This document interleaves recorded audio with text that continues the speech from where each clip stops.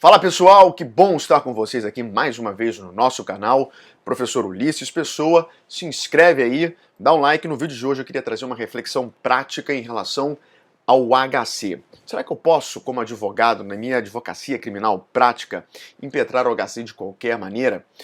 Muita gente se equivoca nisso.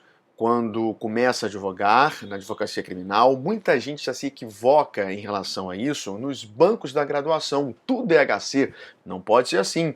O HC ele tem que ser uma medida estratégica e por isso que agora, bem recentemente, eu vou te mostrar aqui, o próprio STJ já salientou dizendo o seguinte, olha, o HC é medida excepcional. Ele não pode ser utilizado de qualquer maneira em quaisquer situações. Existem situações estratégicas que você pode, evidentemente, impetrar o HC, utilizá-lo e, nesse sentido, fazer com que ele seja viabilizado de maneira estratégica. Por isso, a quinta turma do Superior Tribunal de Justiça, nessa decisão do agravo regimental no recurso em HC 43254, chamou a nossa atenção para isso. Olha, cuidado. O HC é medida excepcional. Eu sempre falei isso dando aula de processo penal, falando da hipótese ali de utilização do HC em determinadas situações, por exemplo, o trancamento do inquérito policial, por exemplo, trancamento da ação penal.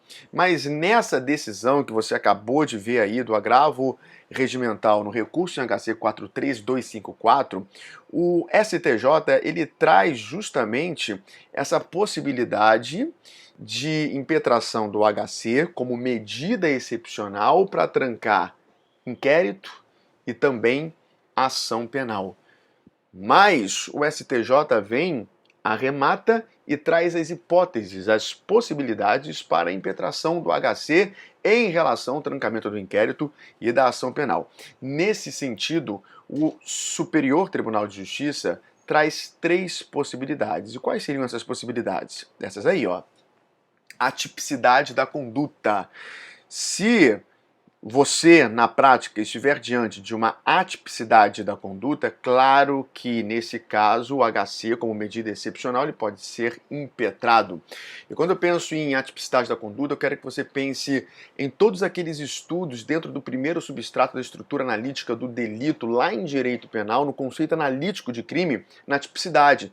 Lembra da tipicidade formal? Lembra da tipicidade material. Então, se você na prática está diante de uma atipicidade formal, subsunção da conduta do indivíduo ao que está escrito na norma, adequação, atipicidade material, ou seja, ausência de lesão ou perigo de lesão ao bem jurídico, por que não pensar também na tipicidade conglobante? Mas quando nós pensarmos na prática, quando você estiver pensando na prática a respeito dessa atipicidade, seja ela material, seja ela formal, evidentemente que você pode utilizar o HC como medida excepcional para trancar tanto o inquérito quanto a ação penal.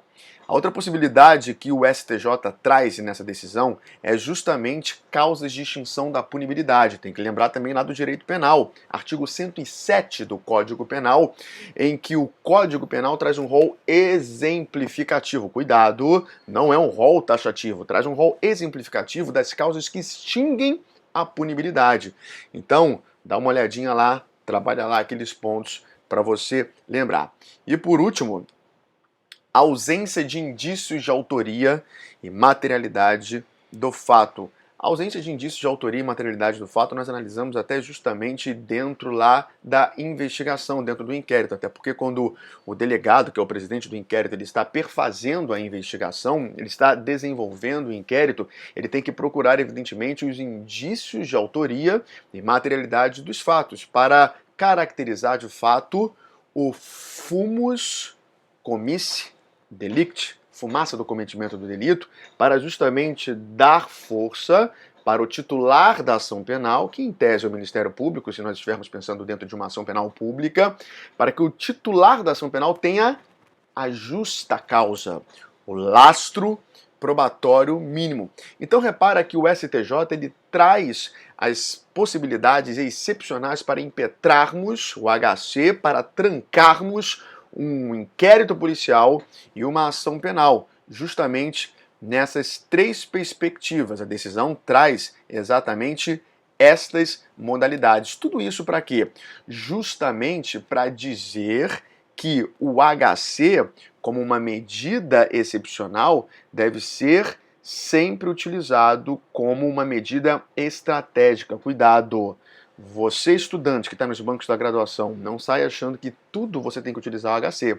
Você, como advogado criminalista na prática, você também não pode achar que tudo é HC. Cuidado com isso, cuidado com essas medidas excepcionais.